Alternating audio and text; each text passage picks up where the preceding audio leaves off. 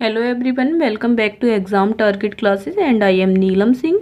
हम लोग इस समय सीडीपी की शॉर्ट नोट सीरीज चला रहे हैं, ठीक है, जिसपे हम लोगों ने लास्ट क्लास में हमने स्टेज पढ़ ली थी चाइल्ड डेवलपमेंट की। आज हम लोग इसके डोमेन की बात करेंगे।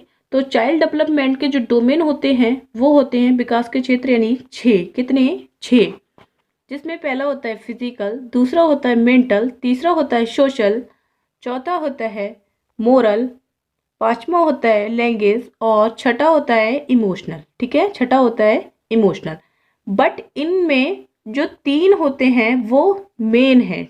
3 हैं वो मेन है, क्योंकि 3 को मिला जो 6 हैं वो 3 में से ही बने हैं, जिसकी बात करेंगे हम लोग नीचे। ठीक है, तो स्टार्ट करते हैं। नेक्स्ट पॉइंट है हमारा शारीरिक विकास सभी विकासों की नींव है। देखो, जो फिजिकल हमारा डेवलपमेंट है ये सभी जो है डेवलपमेंट की नींव कह सकते हैं, या हम इसको आधार कह सकते हैं। ठीक है, अगर हमारा फिजिकल डेवलपमेंट, ठीक है, अच्छा होता है, यानी शारीरिक किसी बच्चे का विकास अच्छा है, तो वो क्या होगा, मेंटली भी स्ट्रांग होगा, इमोशनली भी स्ट्रांग होगा। ठीक है, इमोशनली भी स्ट्रांग होगा, उसका लैंग्वेज भी बढ़िया होगा, वो बच्चा सोशल भी होगा। ठीक है, हमारा जितना भी डेवलपमेंट है किसी भी बच्चे का, जो डेवलपमेंट होता है, यानी ओवरऑल डेवलपमेंट उसके फिजिकल स्ट्रक्चर पर, यानी शारीरिक विकास पर डिपेंड करता है। जितना अच्छा फिजिकल डेवलपमेंट, यानी जितना अच्छा फिजिकल, यानी बच्चे का वेट भी अच्छा है, ठीक है, हाइट भी अच्छी है, बच्चा क्या है, स्वस्थ है, यानी हेल्दी है, तो उसका क्या है, इन सारी चीज़ों का इफेक्ट उसकी ओवरऑल बॉडी पे पड़ेगा। वो मेंटली अच्छा होगा, ठीक है, उसकी माइंड जो पावर होगी, कैचिंग पावर, वो भी अच्छी होगी, इमोशनली भी स्ट्रांग होगा। ठीक है, और उसकी लैंग्वेज भी अच्छी होगी, बच्चा क्या है, सोशल भी होगा। ठीक, नेक्स्ट अगले पॉइंट पे पढ़ते हैं हम। बालक का भार बालिका से अधिक होता है। जो छोटा बच्चा होता है, नवजात शिशु, तो जब पैदा होता है तो उसका भार बालिका से अधिक होता है। जन्म के समय बालक का भार लगभग 7.15 पौंड। कितना?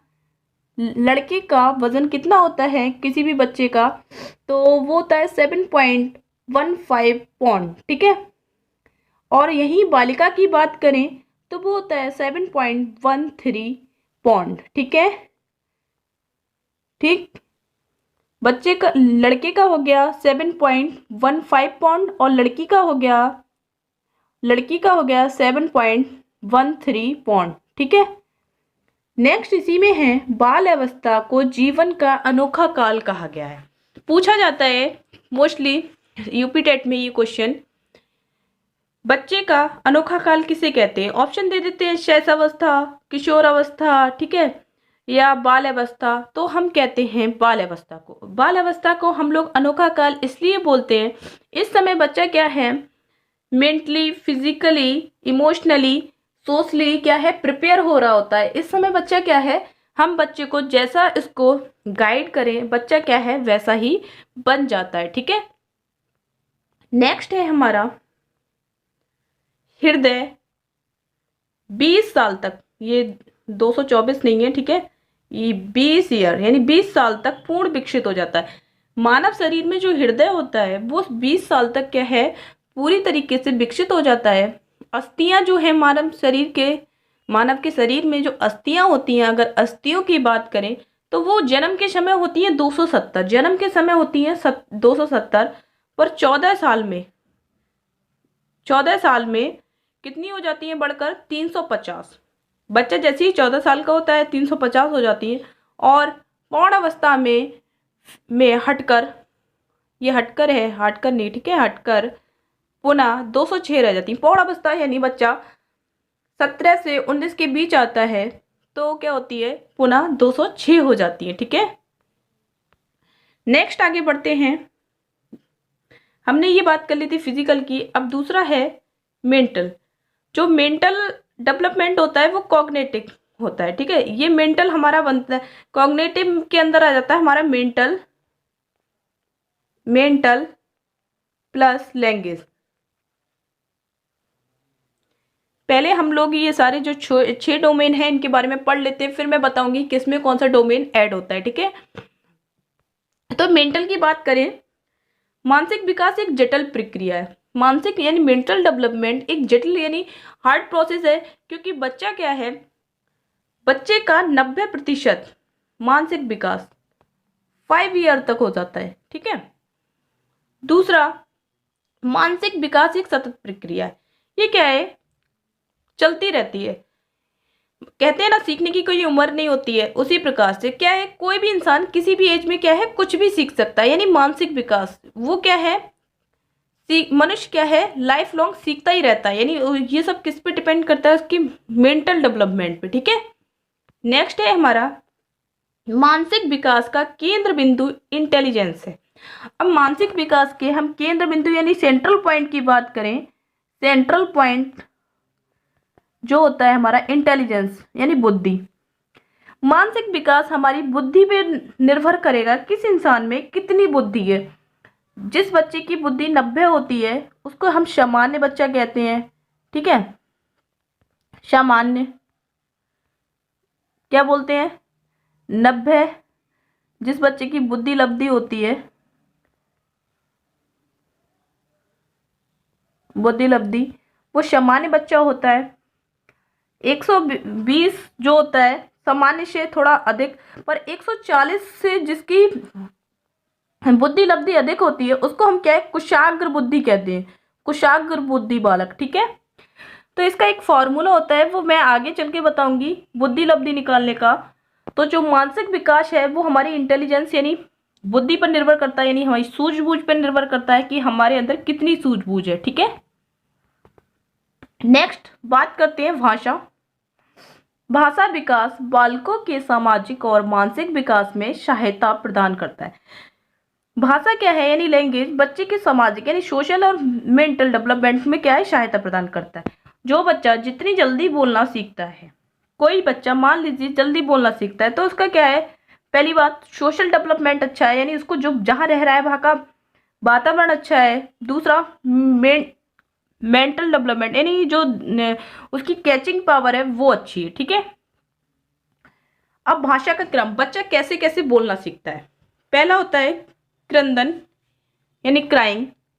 क्राइंग यानी बच्चा क्या है, 7 से 8 मंथ तक क्या है, क्रंदन, अपने जो उसके हाव भाव हैं, उसको अगर कुछ कहना है या उसको कोई भूख लग रही है तो वो क्या है, कैसे रिएक्ट करता है, क्रंदन यानी क्राइंग करके, ठीक है। अपनी बात जो उससे बड़े हैं लोग हैं, उसके फैमिली के लोग हैं, उन तक क्रंदन यानी क्राइंग करके पहुंचाता है। फिर इसके बाद आता है बबलिंग यानी बड़बड़ाना। 7 से 8 महीने के बाद बच्चा क्या है, 1.5 साल तक क्या करता है, बड़बड़ाता है। जैसे आपने छोटे बच्चे को देखा होगा, 1.5 साल तक के बच्चे को, वो क्या है, बोलते ही रहते हैं, एक शब्द जैसे सीख लिया, बा बा बा, ठीक है। तो ये हो गया उनका बड़बड़ाना। फिर है हाव भाव यानी गैस्ट्रिंग। तो फिर 1.5 साल के बाद बच्चा क्या है, अपने हाव भाव यानी बच्चा क्या है, थोड़ा थोड़ा रिएक्ट करना शुरू करता है। उसके बाद क्या है, वोकैब्युलरी यानी शब्दकोश। यानी बच्चा 3 साल में क्या है, धीरे धीरे शब्द बोलना शुरू कर देता है, यानी बोलना शुरू कर देता है, ठीक है। तो ये जो क्रम है ना, भाषा का क्रम, ये मोस्टली क्या है, हिंदी में पूछ लिया जाता है। दूसरे इंग्लिश में कि लैंग्वेज का जो है क्रम क्या है, सीक्वेंस क्या है, तो हम लोग बताएंगे। बच्चा पहले क्राइंग सीख करता है, फिर बबलिंग करता है, फिर गेस्टिंग करता है, फिर वोकैब्युलरी आती है, ठीक है। नेक्स्ट आगे बढ़ते हैं अगले पे। पहला हमने पढ़ लिया था फिजिकल डेवलपमेंट, फिर हमने पढ़ा मेंटल और लैंग्वेज वाला जो कि कॉग्निटिव के अंदर आता है। अब सोशल पढ़ रहे हैं, सोशल में आता है हमारा इमोशनल और मोरल दोनों आ जाता है, संवेग और नैतिक विकास दोनों आ जाता है, ठीक है। तो अब यही हम लोग बात कर लेते हैं। अभी हमने जो 6 डोमेन पढ़े, पहला फिजिकल था, दूसरा हमारा मेंटल था, तीसरा क्या था हमारा, लैंग्वेज वाला था। तो जो मेंटल और लैंग्वेज होता है वो होता है हमारा कॉग्निटिव में, नेटिव में। फिर ये हमारा सोशल जो होता है, सोशल के अंदर आ जाता है इमोशनल एंड मोरल, ठीक है। नेक्स्ट आगे बढ़ते हैं हम लोग। डायरेक्शन ऑफ डेवलपमेंट, विकास की दिशा कैसे होती है, एक बच्चे का विकास कैसे होता है। पहला, शिफेलोकॉर्डियल यानी शीर्षगामी, सिर से पैर की ओर। मोस्टली सीटेट के एग्जाम में काफी बार पूछा जा सका है कि बच्चे का जो है डेवलपमेंट की डायरेक्शन कैसी होती है। यूपी टेट में भी एक दो बार पूछा जा चुका है, बच्चे का जो विकास है वो कैसे होता है, वो होता है शीर्षगामी यानी सिर से पैर की ओर। बच्चे का पहला सिर का डेवलपमेंट पूरा होता है, फिर उसके हाथ पैर की ओर होता है, ठीक है। नेक्स्ट दूसरा इसी में होता है प्रोमैक्सिडल यानी अधोगामी, केंद्र से बाहर की ओर। और बच्चे का जो प्रोमैक्सिडल यानी ये विकास कैसा होता है, केंद्र की, पहले बच्चे का क्या होता है, हार्ट कंप्लीट होता है, फिर हार्ट से बढ़ता है हैंड की ओर। बच्चा जब छोटा होता है तो क्या है, उसके जब बच्चा गर्भावस्था में होता है तो सबसे पहले उसका जो माँ के गर्भ में बनता है हार्ट बनता है, क्या बनता है, हार्ट बनता है। फिर उसके बाद उसकी बॉडी के अन्य पार्ट बनते हैं, जैसे हैंड हो गए, ठीक है, लेग हो गई, ठीक है। और बच्चे का जो डेवलपमेंट स्टार्ट होता है सिर से पैर की ओर, ठीक है। तो ये डायरेक्शन और डेवलपमेंट कितनी होती है, 2 होती हैं। कौन कौन सी, शीर्षगामी और अधोगामी, ठीक है। अब आ जाती है मोटर स्किल की बात, यानी चालक कौशल विकास, बच्चा कैसे कैसे चीज़ों को सीखता है। तो ये होती हैं 2 प्रकार की मोटर स्किल ऑफ डेवलपमेंट। पहला होता है ग्रॉस मोटर स्किल यानी स्थूल या अपरिग्रस्त। स्थूल हम बोलते हैं कोई भी बड़ी चीज को या कोई भी ठोस चीज को पकड़ना। इसमें क्या है, स्थूल जब बच्चे में मोटर स्किल का डेवलपमेंट होता है तो सबसे पहले होता है ग्रॉस मोटर स्किल यानी स्थूल वाला, जिसमें क्या है बच्चा अपनी बड़ी मसल्स का यूज करता है। जैसे कोई छोटा बच्चा है 1 से 1.5 साल तक का, तो अगर मान लीजिए ये पेन है, हम उसको ये पेन पकड़ाते हैं तो वो क्या है, इसको पकड़ने में क्या है 2 या 3 फिंगर का यूज नहीं करेगा, वो क्या है पूरी मुट्ठी बांध के पेन को पकड़ेगा, ठीक है। ऐसे करके मुट्ठी बांध के क्या है पेन को पकड़ेगा। ये हो गया हमारा ग्रॉस मोटर स्किल। नेक्स्ट है इसी में फाइन मोटर स्किल। बच्चा यहीं बड़ा हो जाता है, 3 से ऊपर एज का आता है, 4 से 5 के बीच होता है, तो वो क्या है फिर अपने जो सूक्ष्म उसकी मसल्स हैं उनको यूज करना शुरू कर देता है। सपोज दैट बच्चा पेन या पेंसिल पकड़ा है तो वो क्या है पूरी मुट्ठी से ना पकड़ के हाथ से जैसे लिखा जाता है उस तरीके से पकड़ेगा, 3 या 4 फिंगर और का यूज करके, ठीक है, यानी पेन पकड़कर लिखना, ठीक है। नेक्स्ट आगे बढ़ते हैं हम लोग। अब जो ग्रॉस और ये फाइन मोटर स्किल है, इन दोनों का यूज कहाँ, दोनों का एक साथ यूज हमें कहाँ देखने को मिलता है, तो देखो दोनों का यूज मिलता है साइकिल चलाते समय। ये है हमारी साइकिल, ठीक है, और ये हो गया इसका हैंडल, ठीक है। बच्चा क्या है ग्रॉस मोटर और फाइन मोटर का, आप देखिए यूज कैसे होता है। बच्चा जब साइकिल चलाता है तो कुछ उंगलियों से क्या है हैंडल पकड़ता है, कुछ उंगलियां ब्रेक पर लगा के रखता है, ठीक है। ये तो गया फाइन मोटर स्किल, इसकी यूज। अब वही बच्चा क्या है पूरे पैर से क्या है पेडल को मार रहा है, चला रहा है, तो ये हो गया फाइन मोटर स्किल, वो सॉरी ग्रॉस मोटर स्किल। इसमें क्या है पूरी मसल्स का यूज किया, और हैंडल पकड़ा तो उसमें क्या है पूरी मसल्स का यूज नहीं किया, यानी छोटी मसल्स का यूज किया, ठीक है। नेक्स्ट हम लोग आगे बढ़ते हैं। प्रिंसिपल ऑफ डेवलपमेंट, विकास के सिद्धांत की बात करें, इनमें से काफी बार क्वेश्चन पूछा गया है यूपी टेट में विकास के सिद्धांत के बारे में। पहला है प्रिंसिपल ऑफ कंटिन्यूटी यानी निरंतरता का सिद्धांत, यानी निरंतर चलने वाला सिद्धांत। विकास क्या है, जीवन पर्यंत चलने वाली प्रोसेस है, ये प्रोसेस है भाई, ठीक है, प्रोसेस है। तो किसी भी व्यक्ति का जो डेवलपमेंट होता है बॉडी में वो क्या है लाइफ हमेशा चलता ही रहता है, व्यक्ति कुछ ना कुछ उसकी बॉडी में डेवलपमेंट होता ही रहता है, ठीक। तो इसलिए हम कह सकते हैं विकास क्या है, निरंतर चलने वाली प्रोसेस है, यानी लाइफ लॉन्ग प्रोसेस है। नेक्स्ट है हमारा प्रिंसिपल ऑफ यूनिफॉर्म पैटर्न यानी एक रूपता का सिद्धांत। एक रूपता का सिद्धांत यानी सभी विकास के क्रम एक जैसा होता है, यानी विकास का पैटर्न अनुसरण करता है जनरल टू स्पेसिफिक, यानी सामान्य से विकास कैसे होता है विशिष्ट, सामान्य से विकास कैसे होता है विशिष्ट। अब समझिए इस चीज को कैसे। एक रूपता का सिद्धांत ऐसे, अभी हमने विकास के क्षेत्र यानी हमने शीर्षगामी और अधोगामी पढ़ा था। तो जो विकास होता है बच्चे का, हमने बताया था एक रूपता यानी हर बच्चे का जन्म से पहले सबसे पहले उसकी माँ के गर्भ में क्या है, हार्ट, यानी हार्ट पहले हर बच्चे का क्या है, सबसे पहले हार्ट बनता है माँ के गर्भ में, फिर उसके बाद अदर बॉडी स्ट्रक्चर बनते हैं।